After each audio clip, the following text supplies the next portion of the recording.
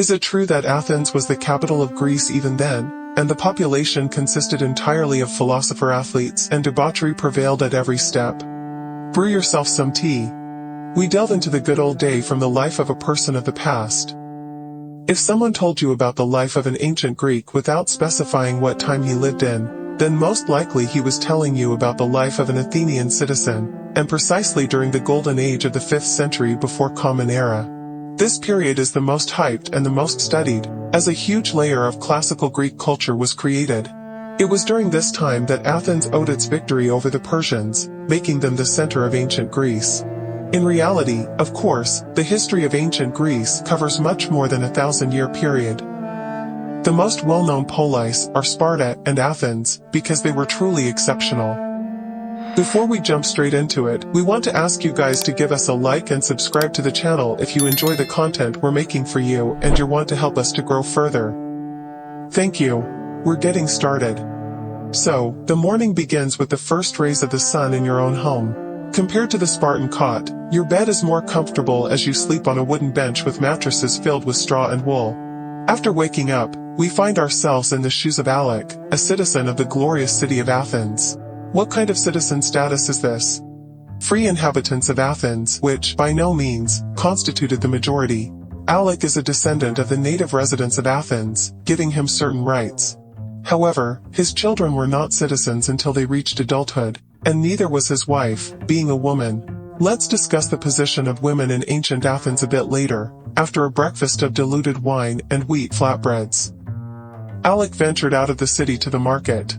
Beyond the city, mostly peasants settled. For Alec, a native Athenian, this was beneath his principles, but he was an educated demagogue, and now he walked towards the center to the market. The market, known as Agora, was the central square where trade took place. Traders, either slaves or immigrant workers from smaller cities, known as metics, populated it. Although they were not citizens, if they managed to establish themselves in Athens, their children would have the right to citizenship. The Athenian market served as the meeting place for the free people to discuss important matters. Thanks to such constant interaction, the famous Greek democracy was established. Apart from the Agora, meetings also took place in the Acropolis, the Pottery Quarter, and various other less significant places. The city itself was built around the main hill, the Acropolis, where the temple complex was headed by the Temple of Athena, the city's patron goddess. However, let's return to Alec. We've emphasized multiple times that he was educated. For an average Athenian, this was not an achievement, unlike in many other regions at that time and even in the following 2,000 years. Education in Athens was a matter of course, and it received immense attention. At the age of 7, boys went to a state or, if the family could afford it, a private school. Wealthy citizens could even hire a tutor, a great scholar, in the case of someone like Alexander the Great. Going to school was not obligatory, but in society, the absence of education was considered a terrible thing. If a father didn't send his son to school, it meant he didn't expect someone to bring him a glass of water in his old age. In schools, subjects like mathematics, astronomy, philosophy, and, of course, art were taught. Boys also learned to play musical instruments, practiced oratory skills, and engaged in athletics. All surviving ancient Greek statues depict the ideal human body, always having an athletic build. Around the age of 18, young men completed their education. Let's dispel a popular myth, the belief that Sparta was the military power of Greece, while Athens was a cultural center uninterested in war. In practice, this wasn't and couldn't be the case for two reasons. Firstly, let's remind ourselves that Athena was the goddess of both war and wisdom. This perfectly aligns with everything mentioned earlier, and therefore, Athens had an interest in war. Claiming hegemony among Greek polis without any army was impossible. Secondly, not fighting in that era and region was impossible. There were too many big and aggressive neighbors. Also, within Greece itself, there were enough enemies and military conflicts were not as extensive as today, but they were more frequent. Alec also went through a 2-year mandatory military service after school, during which he participated in at least 2 or 3 conflicts. After completing his military service, Alec could have stayed in the army and built a career. Alternatively, he could return to civilian life and participate in the peaceful life of the city. He chose the latter. As for democracy, despite its literal translation as the power of the people, only free men took part in it. In reality, the famous ancient Greek democracy developed in Athens. In other cities, different forms of government existed, the Gerousia in Sparta, monarchy in Macedonia, and so on. In Athens, democracy was established after a series of tyrants and autocrats who strengthened their power, repressed citizens, and depleted the treasury. After the overthrow and exile of the last tyrant, the Athenian people decided that they could manage well themselves. Athenian democracy was direct. There were no representatives, ministers, or other people's representatives.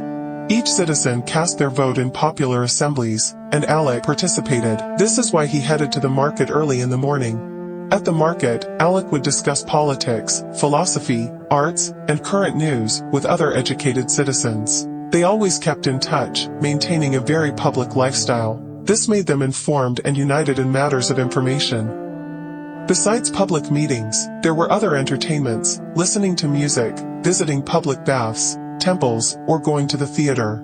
In our modern understanding, the theater was born in ancient Athens. In the productions, only men participated, staging either mythological or historical scenes. It's essential to understand that the theater 2,500 years ago was far more primitive than today. Ancient authors had only two genres in their repertoire, tragedy and comedy, perceived as something new at the time. All earlier works, whether Greek, Egyptian, or Sumerian, lacked any genre or emotional coloring. Moreover, the authors of that time had no understanding of modern artistic composition, with elements like exposition, climax, and resolution. The plot was direct, like a line, and often quite short. As for comedies, they were mostly satirical and had a very contemporary character. Theater flourished against the backdrop of some loud events or crises, as there was always someone to criticize or ridicule. Evening comes, and Alec heads home, but it's not the end of the day. In the evenings, men gather for symposia, dinners at the homes of colleagues. From this word, our modern term symposium will later be derived. On this evening, Alec hosts a symposium at his home. They take place in special men's rooms, called andron. Externally, it all very much resembles an ordinary feast with diluted wine, snacks in the form of seasonal vegetables, fruits, and bread. All participants recline on soft benches with pillows and engage in social conversations. If the evening is special, they may also serve meat, a very expensive delicacy that not everyone could afford, usually reserved for holidays. They drink not from ordinary barbaric cups, but from wide ceramic vases, with handles that can be slung over the shoulder.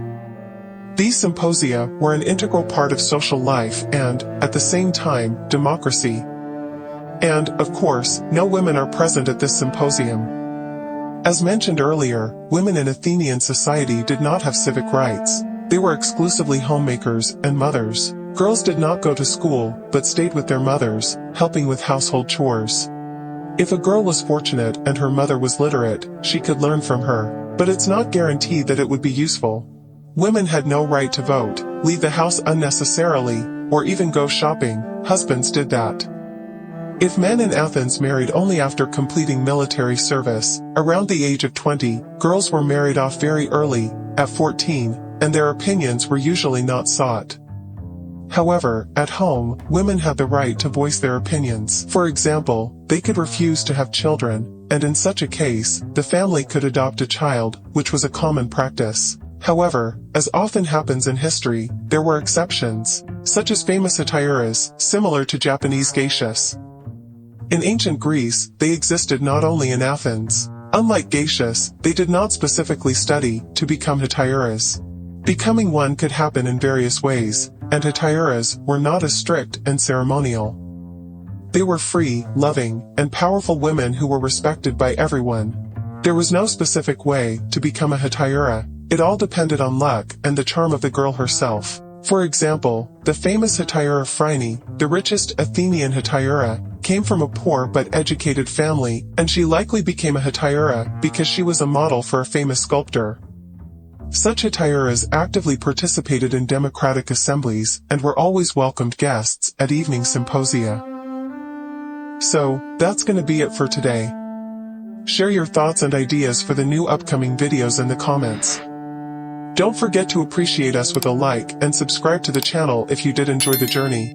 See y'all in the next one.